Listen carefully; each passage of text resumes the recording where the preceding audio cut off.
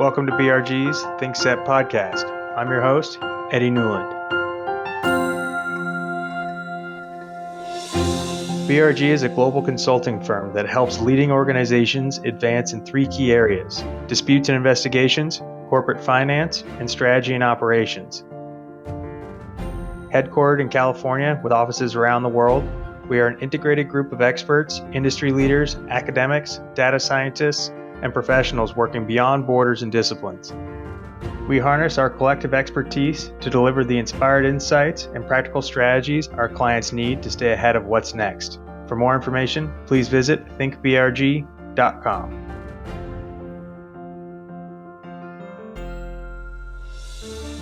On today's episode of the Think Set podcast, we'll be speaking with BRG Managing Director Orlando Alvarez Jr.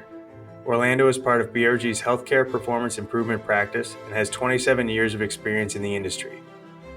Orlando is a recognized thought leader and innovator in the field of healthcare strategy and business development. Prior to joining BRG, Orlando served as the Chief Strategy Officer for Cleveland Clinic, Florida. On today's episode, we'll be speaking with Orlando about Strategic Agenda Management, or SAM. SAM is a tool to help healthcare and other organizations overcome the traditional pitfalls of strategic initiative implementation. We cover the adoption of strategy at a high level and what he has found most challenging in his career. And with that, let's get started. Orlando, thank you so much for joining us on the Think Set podcast today. Thank you. How are you today? I'm doing real well, and I want to jump right into it. Just start with give us a little bit of background of how you ended up here at BRG. Sure. I've been working in healthcare strategy for about 28 years now and have been working mostly for investor-owned and not-for-profit hospitals across the country. For the past 10 years, I really focused on strategy development and deployment and transaction work, really in the M&A space. I frankly wanted to kind of leverage all that experience and really use that to help other folks. And so I thought going into consulting was probably the best way to do that. And I've been with BRG going on 2 years. One of the things I know you work on here at BRG has been Strategic Agenda Management, or SAM. Can you tell us more about this approach and how you went about developing it?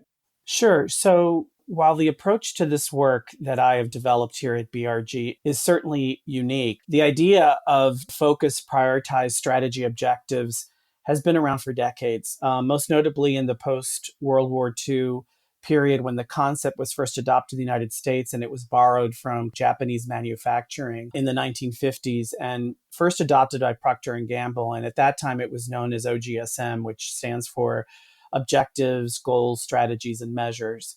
In the 1980s, Andy Grove, one of the founders of Intel, updated the concept to OKRs, which stands for Objectives and Key Results. The point is that organizations struggle with strategy execution. Harvard Business Review did a study in late 2017 that cites that CEOs acknowledged the fact that 40% of their strategy's potential is often lost through breakdowns in execution. So while the monikers have changed, OGSM, OKRs, and now SAM, which stands for Strategic Agenda Management, the idea of a framework for prioritizing and measuring the success of implementing a strategy is essential for an organization in order to grow and thrive. In the case of SAM, it was really born out of the work that I led at Cleveland Clinic, Florida, where using the elements of OGSM and OKR, we developed a healthcare relevant iteration of this framework. And the framework is really about declaring, managing, and measuring strategic initiatives. And since joining BRG, I further refined the work that I did at the Cleveland Clinic and developed some really great tools and processes to assist organizations in implementing SAM. So you touched on it. Why is SAM particularly important for healthcare providers right now? Yeah, it's almost it is a cliche that healthcare is in a constant state of change. But the reality is that there is a heightened, never-ending sense of disruption in healthcare. There's a military term that applies to the healthcare industry, and that is the healthcare exists in a VUCA environment, which stands for volatile, uncertain, complex, and ambiguous. Mostly driven by economics. Healthcare GDP is projected to balloon to 19.4 by 2027. That's close to $6 trillion annually. And while the spend per capita on healthcare in the United States is more than many industrialized nations, our outcomes don't reflect that spend. As a consequence, the government has taken a more draconian tact in terms of mandating reductions in cost, improving quality.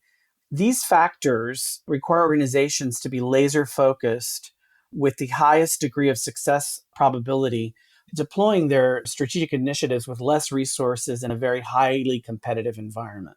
Wow, that's a lot of potential for loss and makes sense why SAM is so helpful for healthcare providers. It betters their chances in implementing whatever strategies they've got going on.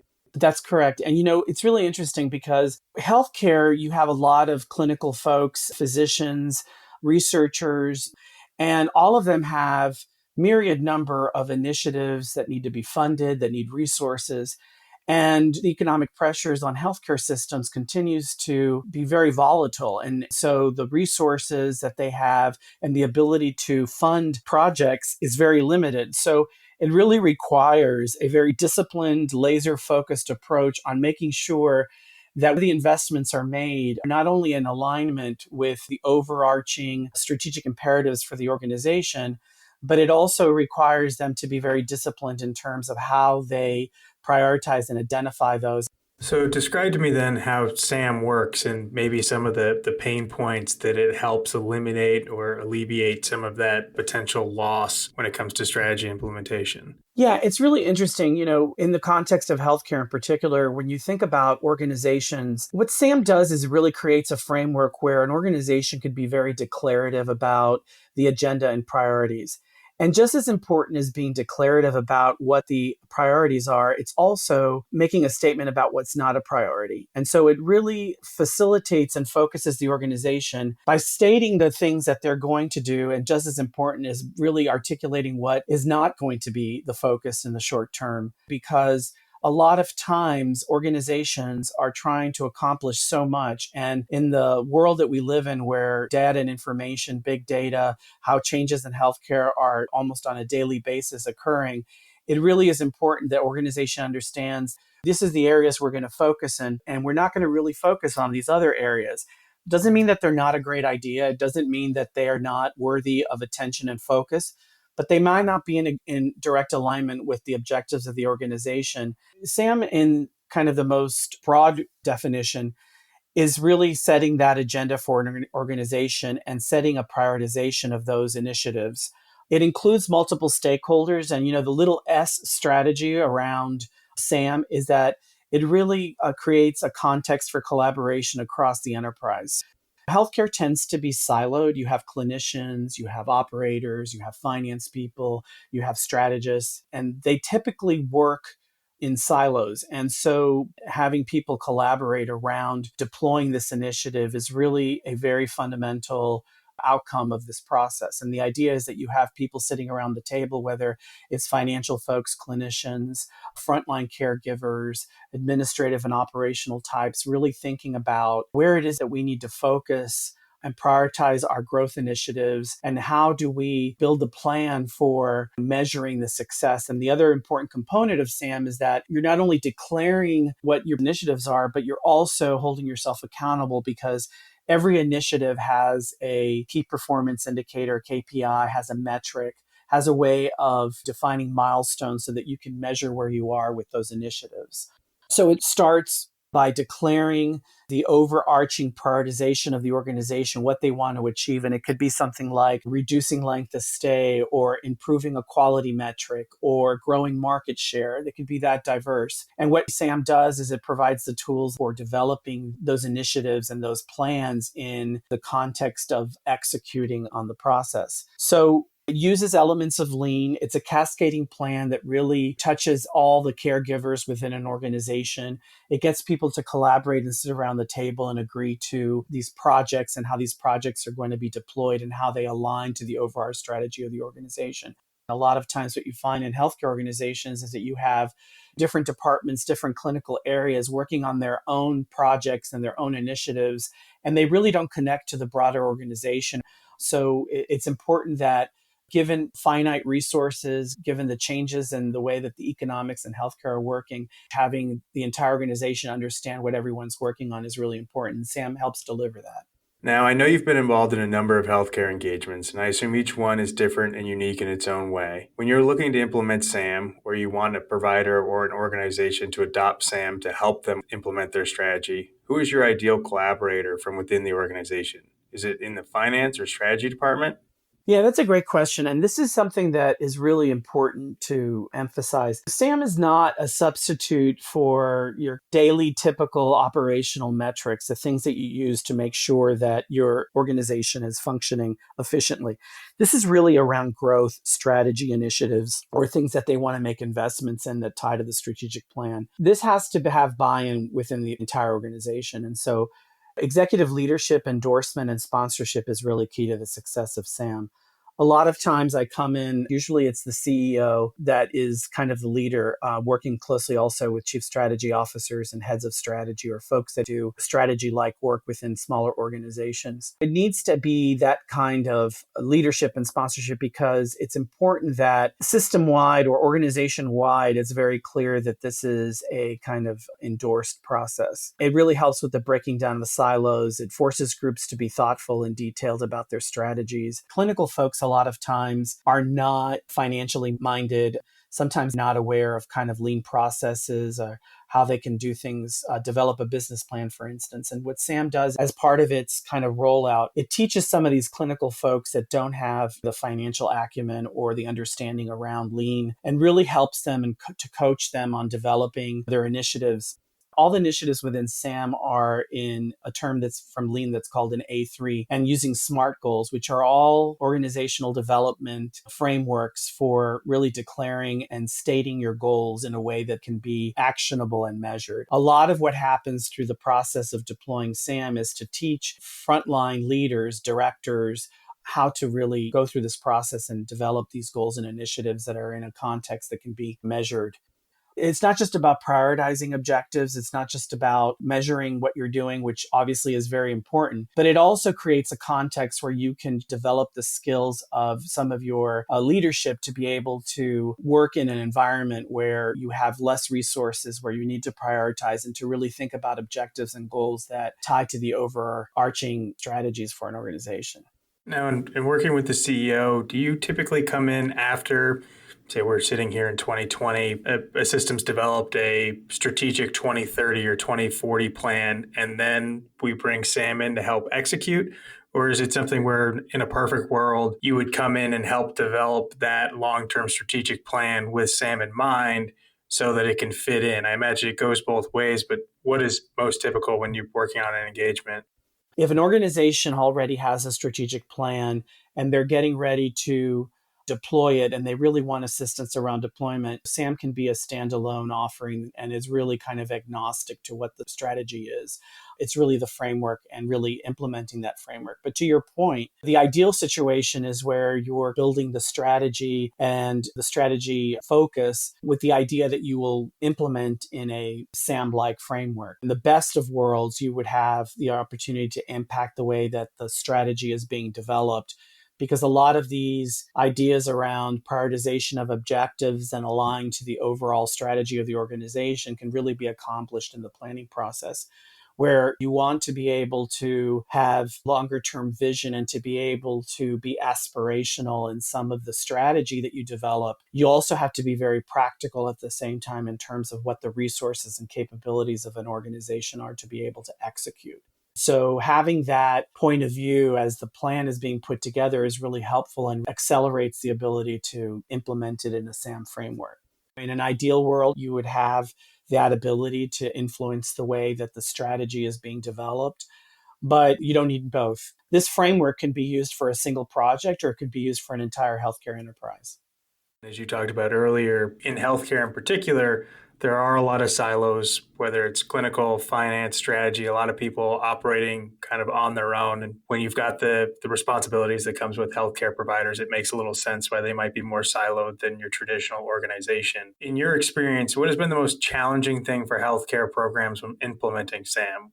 Obviously, if you don't have buy-in from the leadership, it becomes very, very challenging to implement this. So that's almost a must-have. The organization needs to be very clear about what their short-term initiatives, and sometimes you find there's disconnect between financial folks and operational folks and the leadership of the organization. And so a lot of what I do on the beginning is really spend time with the key stakeholders, the leadership, whether it be the C-suite or some of the service line clinical leads, to make sure that there is alignment across the management structure around what really the priorities are for the organization.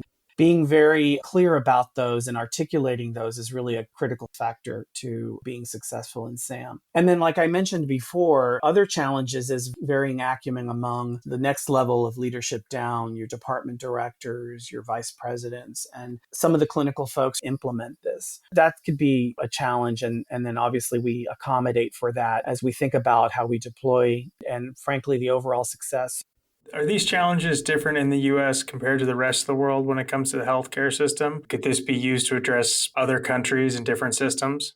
I've been having some conversations with folks in the United Kingdom. BRG has a healthcare presence in the United Kingdom, and I've been talking to potential clients, folks who are interested in SAM. To answer your question, this is not limited to the US. I mean, when you look at, for example, the UK and the National Health Service, they're having to do more with less and have to be very focused about what resources they use. So a SAM framework is something that would be very appropriate.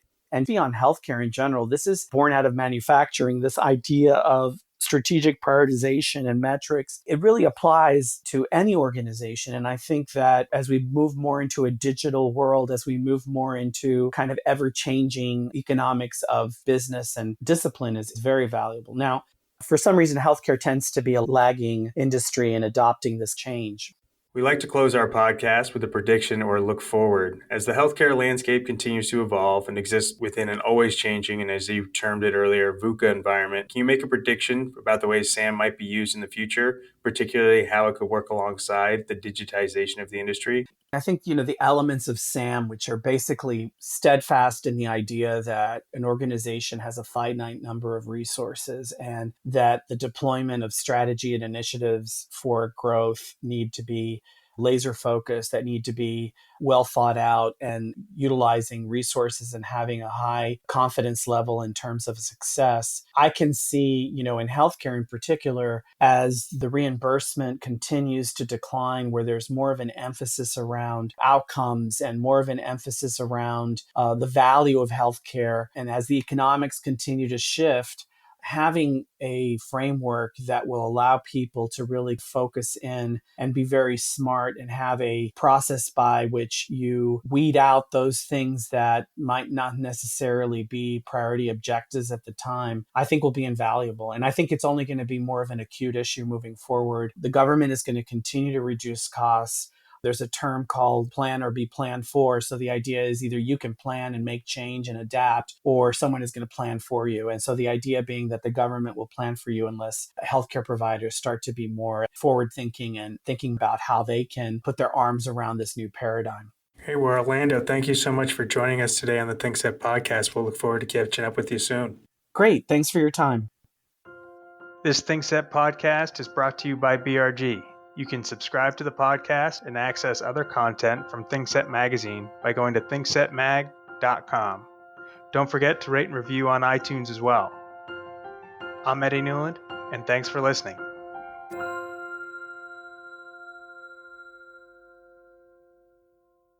The views and opinions expressed in this podcast are those of the participants and do not necessarily reflect the opinions, position, or policy of Berkeley Research Group or its other employees and affiliates.